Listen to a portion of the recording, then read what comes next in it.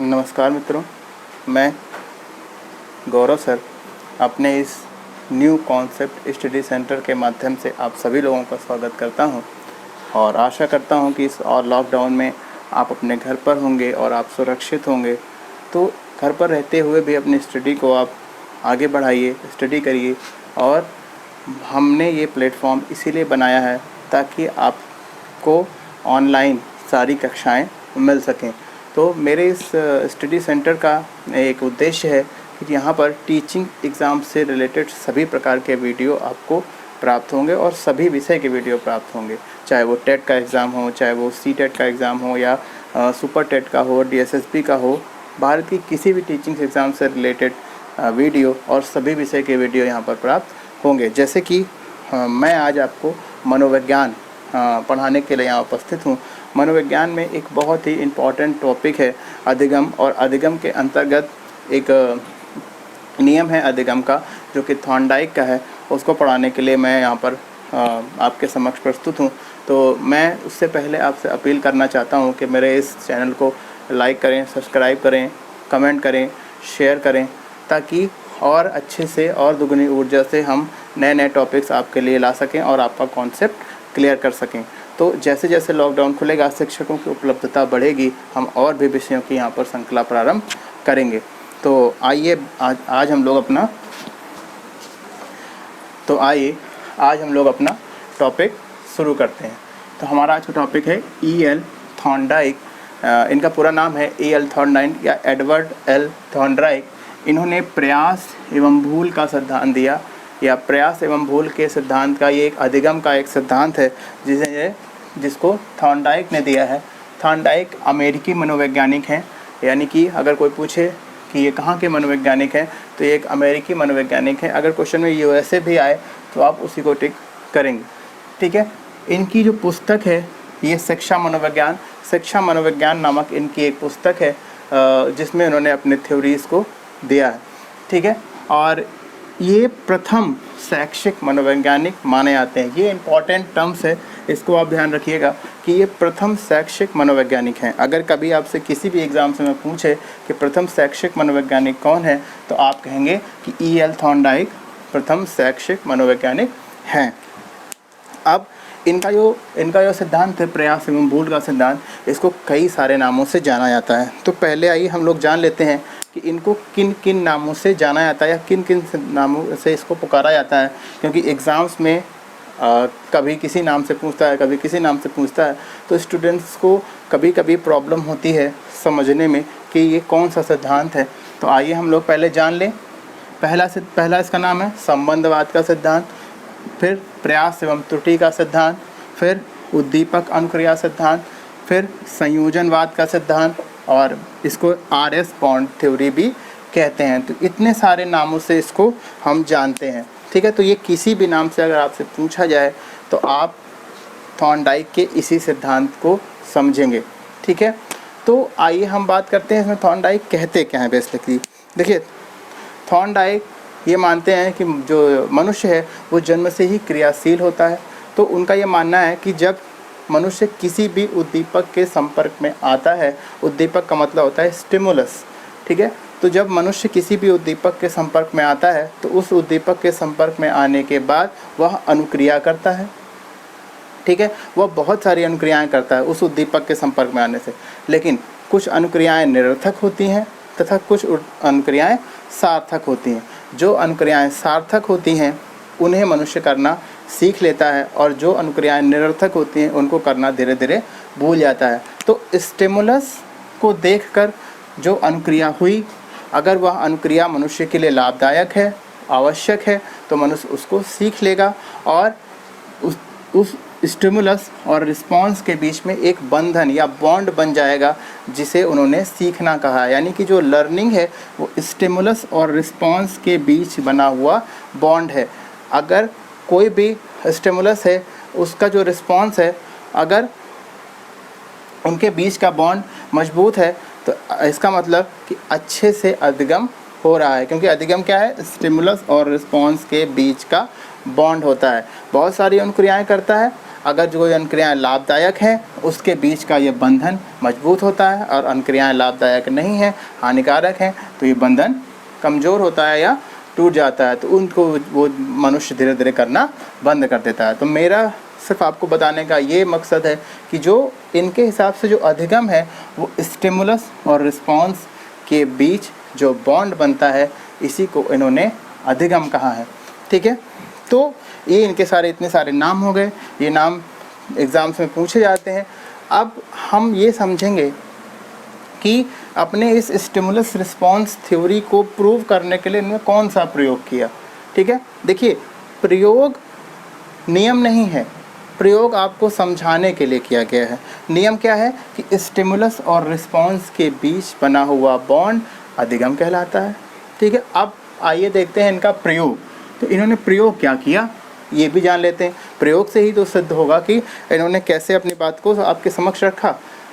तो सबसे पहले इन्होंने क्या किया कि इन्होंने एक बिल्ली ली। बिल्ली कैसी थी? बिल्ली भूखी थी। ठीक है, उस बिल्ली को लेकर इन्होंने एक पिंजरे पर बंद कर दिया। अब बिल्ली को पिंजरे में बंद कर दिया, सामने पिंजरे के बाहर दूसरी तरफ उन्होंने भोजन रखा। तो जैसे ही भूखी बिल्ली ने भोजन को देखा, तो भोजन क्या है? भोजन है स्टिमुलस। ठीक है, और उस स्टिमुलस की नीड है बिल्ली को, यानी कि बिल्ली के लिए वो आवश्यक है। तो बिल्ली क्या करेगी? उसको प्राप्त करने की कोशिश करेगी, यानी कि रिस्पॉन्स करेगी, है ना। तो उसने पिंजरे के अंदर बहुत सारे रिस्पॉन्स किए ताकि वो स्टिमुलस तक पहुंच जाए। तो उन्होंने क्या किया? बिल्ली ने उछल कूद किया, बिल्ली ने पिंजरे को हिलाया, उसकी सलाखों के बीच से निकलने का प्रयास किया, पर वो सफल नहीं हो सकी। ठीक है, तो ये जो जितनी अंक्रियाएँ थीं यहाँ तक, ये सारी निरर्थक थीं। इससे स्टिमुलस का कोई संबंध स्थापित नहीं हो पाया। ठीक है, फिर संयोगवश एक बार क्या हुआ कि बिल्ली का पैर उस लीवर पर पड़ गया, जिसके दबते ही दरवाज़ा खुल जाता है। तो जैसे ही लीवर पर पड़ा, दरवाज़ा खुला, बिल्ली गई, बिल्ली ने भोजन प्राप्त किया, यानी उसके लिए भोजन आवश्यक था, उसकी नीड पूरी हुई। तो उसे क्या मिला? उसे पुनर्बलन मिला, और तो उसने ये अंक्रिया करना सीख लिया। यही प्रयोग उसी बिल्ली के साथ थॉर्नडाइक ने कई बार किया, और बाद में उन्होंने देखा कि धीरे धीरे बिल्ली इन निरर्थक अंक्रियाओं को करना बंद कर देती है। अब जैसे ही वो बिल्ली को पिंजरे में डालते हैं, वो सीधे लीवर दबाती है, दरवाज़ा खुलता है, वो बाहर जाती है और भोजन कर लेती है। अर्थात जो भोजन है स्टिमुलस, और ये अंक्रिया 4, ये क्या है? उसका रिस्पॉन्स। तो इनके बीच में ये बॉन्ड बन गया। तो बिल्ली ने दरवाज़ा खोलकर भोजन करना सीख लिया। इसी को उन्होंने कहा है कि यही है अधिगम। ठीक है, अब ये हो गया उनका सिद्धांत, ये हो गया उसका प्रयोग। अब उन्होंने अपने 3 प्रमुख नियम दिए हैं। अपने इस सिद्धांत में 3 प्रमुख नियम और 5 गौड़ नियम दिए हैं, जिनकी आज हम लोग यहाँ पर बात करेंगे। तो अधिगम के ये 3 नियम कौन कौन से हैं? ये प्रमुख नियम है, ध्यान रखिएगा। अगर कभी एग्ज़ाम में पूछे कि अधिगम के 3 प्रमुख नियम कौन से हैं, तो आप इन्हीं तीनों को बताएंगे। या कभी कभी जो है पूछता है कि इनमें से कौन सा प्रमुख नियम नहीं है, तो आप इनको देख लीजिए कि कौन कौन से हैं। जब आपको हैं पता चल जाएगा, तो जो नहीं होगा उसको टिक कर दीजिएगा। तो इसमें पहले अभ्यास का नियम, फिर है प्रभाव का नियम, फिर है तत्परता का नियम। देखिए, अभ्यास का नियम क्या कहता है? अभ्यास का नियम कहता है कि जब हम किसी भी विषय वस्तु को लेकर बार बार अभ्यास करते हैं, ठीक है, या किसी भी स्टिमुलस को लेकर बार बार अभ्यास करते हैं, तो स्टिमुलस और रिस्पॉन्स के बीच का जो बॉन्ड है वो मजबूत होता है। यानी कि अभ्यास से अधिगम और अधिक प्रभावी ढंग से संचालित होता है, और अभ्यास ना होने पर धीरे धीरे हम वो चीज़ें भूलते चले जाते हैं और उद्दीपक और अनुक्रिया के बीच का बॉन्ड कमज़ोर हो जाता है। ठीक है, ये जो नियम है अभ्यास का नियम, ये हमें बताता है कि हम जितना अधिक अभ्यास करेंगे उतनी ही चीज़ों को हम अच्छे से सीख पाएंगे और लंबे समय तक उनको हम याद रख पाएंगे। अगर अभ्यास नहीं करेंगे तो धीरे धीरे वो विस्मृत होती चली जाएंगे। इसमें इन्होंने 2 इसके उप नियम बताए, एक लॉ ऑफ यूज़, एक लॉ ऑफ डिसयूज़। ठीक है, तो लॉ ऑफ यूज़ का मतलब कि जब मनुष्य किसी भी चीज़ का अभ्यास करता है तो जो उसके लिए यूज़फुल चीज़ें होती हैं वो उसको आसानी से सीख लेता है, और जो उसके लिए यूज़फुल नहीं होता या आवश्यक नहीं होता वो उसको धीरे धीरे भूलता चला जाता है। यानी कि उद्दीपक और अनुक्रिया के बीच का जो बंधन है वो अभ्यास से मजबूत होता है और अधिगम प्रभावी ढंग से संचालित होता है। अब हम लोग यहाँ पढ़ते हैं प्रभाव का नियम। देखिए प्रभाव का नियम क्या कहता है? प्रभाव का नियम ये कहता है कि स्टिमुलस और रिस्पॉन्स, यानी कि स्टिमुलस को देखने के बाद जब प्राणी अनुक्रिया करेगा, अनुक्रिया करने के बाद उस अनुक्रिया का क्या प्रभाव पड़ा उस प्राणी के ऊपर, वो जो है डिसाइड करेगा कि उद्दीपक और अनुक्रिया का बांध मजबूत होगा या मजबूत नहीं होगा। यानी कि सीखी जाने वाली विषय वस्तु किसी भी प्राणी के ऊपर क्या प्रभाव डालती है, उससे हम जानते हैं कि उद्दीपक और अनुक्रिया के बीच का बॉन्ड कैसा बनेगा। अगर कोई भी चीज़ें हैं जैसे हम सीखने जाते हैं वो हमारे लिए प्रभावी हैं या हमारे लिए यूज़फुल हैं या हमको सीखना चाहते हैं तो हम उनको यानी वो हमारे लिए अच्छी चीज़ें हैं तो उनको हम अच्छे से सीखेंगे।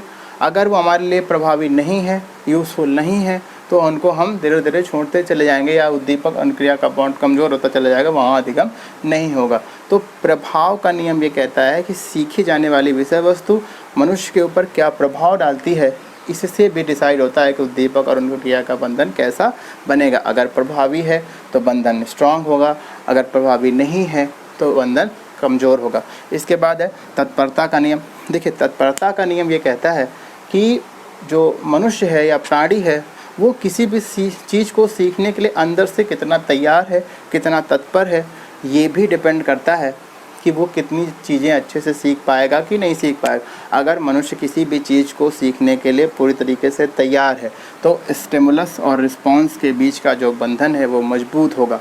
अगर तैयार नहीं है या ज़बरदस्ती किसी चीज़ को कुछ सिखाया जाता है तो स्टिमुलस और रिस्पॉन्स के बीच में बंधन कमज़ोर होते हैं या उतने प्रभावी नहीं होते। तो इनके ये 3 नियम हैं, ये तीनों नियम के नाम याद रखिए। कभी कभी पूछ लेता है अभ्यास का नियम, प्रभाव का नियम और तत्परता का नियम। इसके बाद हम आते हैं थॉर्नडाइक के अधिगम के गौड़ नियम। देखिए इन्होंने 3 जो है प्रमुख नियम दिए हैं और 5 गौड़ नियम दिए हैं। 5 गौड़ नियम कौन कौन से हैं? बहु अनुक्रिया का नियम, मनोवृत्ति का नियम, आंशिक क्रिया का नियम, सादृश्यता का नियम या साहचर्य रूपांतरण का नियम। ये 5 जो है गौड़ नियम है। अब एक एक करके इनको देखते हैं। बहु अनुक्रिया का नियम, इन्होंने कहा कि मनुष्य के सामने जब कोई भी परिस्थिति आती है या कोई भी स्टिमुलस आता है उसके लिए मनुष्य बहुत सारी अनुक्रियाएं करता है, कोई एक अनुक्रिया नहीं करता। अब यहाँ देखिए जो है बिल्ली के सामने जब भोजन आया या इसका स्टिमुलस आया तो बिल्ली ने बहुत सारी अनुक्रियाएं करी। यानी किसी एक परिस्थिति में प्राणी बहुत सारी अनुक्रियाएं करता है, कोई एक अनुक्रिया नहीं करता। ये कहता है बहु अनुक्रिया का नियम। इसके बाद है मनोवृत्ति का नियम। देखिए मनोवृत्ति का मतलब होता है कि अगर हम मन से किसी चीज़ को सीखना चाहते हैं, हमारा मन क्या कहता है, किसको करना चाहिए, किसको नहीं करना चाहिए, या मुझे इसे सीखना है या नहीं सीखना, तो उसके आधार पर भी उद्दीपक और अनुक्रिया का बीच का संबंध निकाला जाता है। जब हम किसी चीज़ को पूर्ण मनोयोग, पूर्ण मनोवृत्ति से सीखते हैं तो हम उसको ज़्यादा अच्छे से सीख पाते हैं। अगर हम पूर्ण मनोवृत्ति या मनोयोग से नहीं सीखते तो उसको हम ठीक से वहाँ पर निपुण नहीं हो पाएंगे। इसके बाद है आंशिक क्रिया का नियम। देखिए आंशिक क्रिया का नियम का मतलब होता है कि मनुष्य जब भी उद्दीपक को देखता है तो बहुत सारी अनुक्रियाएं करता है। कुछ संगत अनुक्रियाएं होती हैं, कुछ असंगत अनुक्रियाएं होती हैं। असंगत का मतलब जो यूज़फुल नहीं है और संगत का मतलब जो यूज़फुल हैं। तो मनुष्य जो है असंगत अनुक्रियाओं को करना धीरे धीरे कम कर देता है या बंद कर देता है और सिर्फ उन्हीं अनुक्रियाओं को करना याद रखता है जो उसके लिए संगत हैं या यूज़फुल हैं। ये कहता है आंशिक क्रिया का नियम। इसके बाद है सादृश्यता का नियम। देखिए सादृश्यता का नियम ये कहता है कि मनुष्य वही अनुक्रियाएं करता है जो वो पहले जब कभी, जैसे कि कोई एक परिस्थिति है उसमें मनुष्य ने कोई अनुक्रिया करी, उसको सफलता प्राप्त हो गई, कुछ दिन बाद उसी से मिलती जुलती एक दूसरी परिस्थिति आई, मनुष्य वैसी ही अनुक्रिया करेगा जैसे उसने पूर्व में करके सफलता अर्जित की थी और यहाँ पर भी सफल होने का प्रयास करेगा। इसको कहते हैं सादृश्यता का नियम, यानी पूर्व ज्ञान का प्रयोग अपने नवीन ज्ञान में वो करता है। ठीक है। इसके बाद है साहचर्य रूपांतरण का नियम। देखिए साहचर्य रूपांतरण का नियम का मतलब ये होता है कि किसी भी आभासीय स्थिति को जोड़कर मनुष्य से वो काम करा लेना जो वो कर सकता है। देखिए ये जो नियम है साहचर्य रूपांतरण का नियम, ये पावलोव के क्लासिकल अनुबंधन सिद्धांत या शास्त्रीय अनुबंधन सिद्धांत से मिलता जुलता है। तो अगर कभी आपसे ये पूछा जाए कि थॉर्नडाइक का कौन सा नियम पावलोव के नियम से मिलता है, तो वह है साहचर्य रूपांतरण का नियम। ठीक है, इसमें स्टिमुलस के साथ एक उद्दीपक के साथ एक अस्वाभाविक उद्दीपक को भी मनुष्य के सामने प्रस्तुत किया जाता है, यानी कि कोई ऐसी आभासी स्थिति मनुष्य के सामने बनाई जाती है जिससे वह अनुक्रिया करता है और उस चीज़ को वो करने में सक्षम हो जाता है। इसको मैं आपको समझाऊंगा जब मैं आपको पावलोव का नियम पढ़ाऊंगा। ठीक है, तो ये अभी का फ़िलहाल का ये जो टॉपिक है हमारा E.L. थॉर्नडाइक, ये यहाँ पर होता है समाप्त। मैं आपसे फिर से कहता हूँ, फिर से अपील करता हूँ कि इस चैनल को ज़्यादा से ज़्यादा लाइक करें, शेयर करें, कमेंट करें और कमेंट करके बताएं कि आपको क्या समझ में नहीं आया या आपको कौन सा टॉपिक पढ़ना है। मैं एक एक करके अधिगम का सारा टॉपिक पढ़ाऊँगा और आपको समझाऊंगा और इसके क्वेश्चन भी कराऊंगा। जैसे जैसे टॉपिक कंप्लीट होते जाएंगे मैं एक सेशन लेके आऊँगा जिसमें मैं क्वेश्चन आंसर सॉल्व कराऊंगा या उन क्वेश्चन की यहाँ पर डिस्कस करेंगे हम लोग जो कि विगत वर्षों में पूछे गए हैं। धन्यवाद।